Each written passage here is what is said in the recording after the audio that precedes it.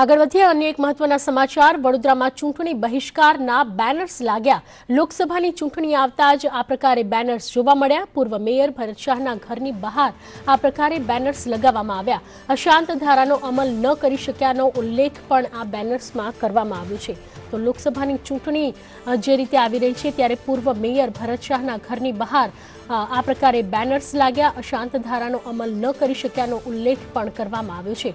વડોદરાનો આ સમગ્ર બનાવ કે જ્યાં ચૂંટણી બહિષ્કારના બેનર્સ લગાવવામાં આવ્યા છે। પૂર્વ મેયર ભરત શાહના ઘરની બહાર આ પ્રકારે બેનર્સ લગાવવામાં આવ્યા જેમાં ચૂંટણીના બહિષ્કારનો ઉલ્લેખ છે, સાથે જ અશાંત ધારાનો અમલ ન કરી શક્યાનો પણ ઉલ્લેખ કરવામાં આવ્યો। પૂર્વ મેયરના ઘરની બહાર આ પ્રકારે જે બેનર્સ લાગ્યા છે તેને લઈ આ મહત્વપૂર્ણ સમાચાર। 800થી વધુ ચોક્કસ લઘુમતી કોમના વસવાટના કારસાને અટકાવો, આ તમામ બાબતોનો ઉલ્લેખ કરાયો છે। અશાંત ધારો અમલ ન કરી શકતા આ બેનર્સ લગાવવામાં આવ્યા।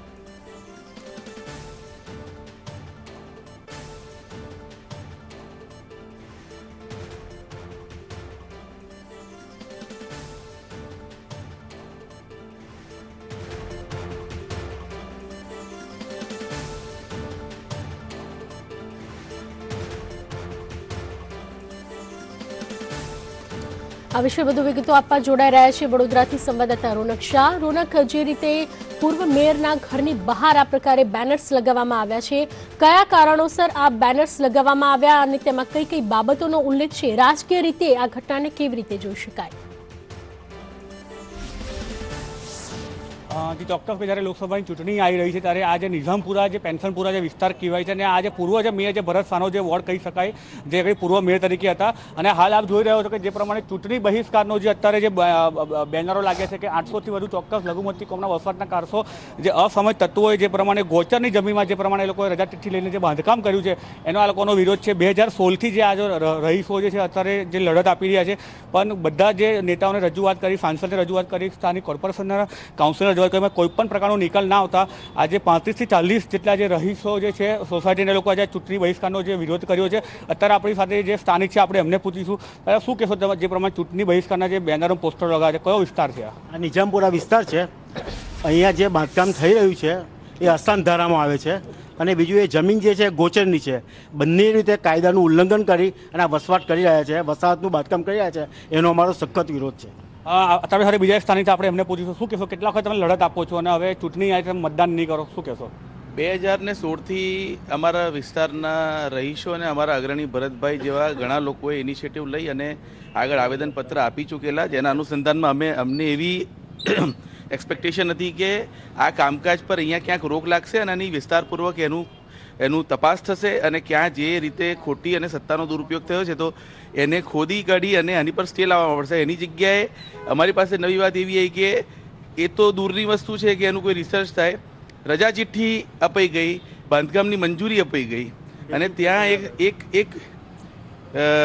એક પર્ટિક્યુલર એક જ કાસ્ટના લોકોને 500થી 700 ઘર આપવા જે એવું નક્કી કર્યું છે બિલ્ડરે, અને એક ક્લિયર હેતુફેર કર્યા વગર ગૌચરની જગ્યા છે, તમે એના હિસ્ટ્રી રેકોર્ડ્સમાં જાઓ તો દાનમાં આપેલી ગૌચરની જગ્યા, બાજુમાં દલિતોનું સ્મશાન જે હવે તો તમામ લોકો યુઝ કરે છે, દલિતોનું પૂરતું રહ્યું નથી, છતાં આ કબ્રસ્તાન પછી થયું ત્યાં જ્યાં ઘણા તમે કદાચ ખોદકામ કર્યા હશે, એમને ઘણી બધા એવા સ્કેલેટન્સ મળ્યા હશે, હડકાઓ મળ્યા હશે। હવે એ પરિસ્થિતિમાં રજા ચિઠ્ઠી કેવી રીતે પડી, સત્તાનો ક્યાં કેવી રીતે દુરુપયોગ થયો અને ઘણી બધી વસ્તુઓ ઇનડાયરેક્ટ ડાયરેક્ટ જાણવા મળી છે કે ઘણા એવા લોકો આની અંદર ઇન્વોલ્વ છે જે લોકો સત્તામાં પણ છે અને સત્તાનો દુરુપયોગ પણ કરી રહ્યા છે અને જેમનો કોઈક ને કંઈક પ્રત્યક્ષ કે પરોક્ષ કોઈ સ્વાર્થ હોય। એટલે હવે જે લોકસભાની જે ચૂંટણી આવી રહી છે તમે એનો બહિષ્કાર કરશો અને કેટલા મતદારો આ વિસ્તારમાં આવશે આશરે? અમે ચૂંટણીનો કમ્પ્લીટ બહિષ્કાર કરવાના છે અને એનું અમે આજથી એ બ્યુગલ ફૂંકી રહ્યા છે। મારા ભરતભાઈ અને બીજા અમારા અમુક વડીલો છે એમના નેજા હેઠળ અહીંયા લગભગ 25થી 40 સોસાયટી છે અમારા વેસ્ટ ઝોન યુવક મંડળમાં અને અમે એવું નક્કી કર્યું છે કે આ લોકસભાની ચૂંટણી નહીં, આ તો સંપૂર્ણપણે અમે બહિષ્કાર કરશું ફોર નો રીઝન્સ કોઈ પણ વોટ કરવા જશે નહીં. કોઈ બી પાર્ટીને કોઈ પણ સપોર્ટ કરતું હશે, પણ અમારી માટે સ્થાનિક આમાં હાથો હોઈ શકે. એ તો જે રિસર્ચ કરો તો જ ખબર પડે.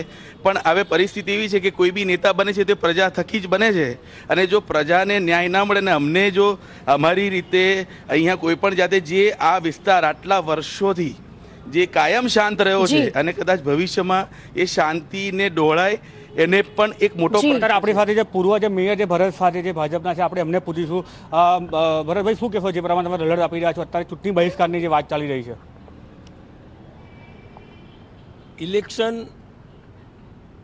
એટલે સંજોગ છે, બાકી ઇલેક્શન હોય કે ન હોય, અમારો તો વિસ્તારનો પ્રશ્ન છે. અને પ્રશ્ન એટલા માટે કે અહીંયા આગળ પટેલ, વૈષ્ણવ, જૈન આ બધા લોકો અહીંયા રહે છે, દરેક કોમના. અને નજીકમાં ચોક્કસ કે આપણી સાથે આજે સ્થાનિકો તો એમનું કેવું છે કે જે પ્રમાણે આગામી લોકસભાની ચૂંટણી આવી રહી છે, અસંધારણો જે પ્રમાણે અમલ ના કરતા અને ચોક્કસ રાજકીય પક્ષોનો કોઈ હાથો ન હોવાના કારણે કોઈ પણ પક્ષના નેતાને અંદર પ્રવેશવાનું નહીં, એવી ચૂંટણીના જે બહિષ્કારને લોકો બેનર લાગે. ચોક્કસ કહી શકાય કે જે પ્રમાણે આગામી જે લોકસભાની ચૂંટણી આવી રહી છે, 35 થી 40 હજાર મતદારો અત્યારે હાલ જે વિસ્તારમાં છે, જે ચૂંટણીનો બહિષ્કાર કરતા મતદાન નહીં કરી શકે. જી રોનક, આપનો આભાર તમામ માહિતી બદલ.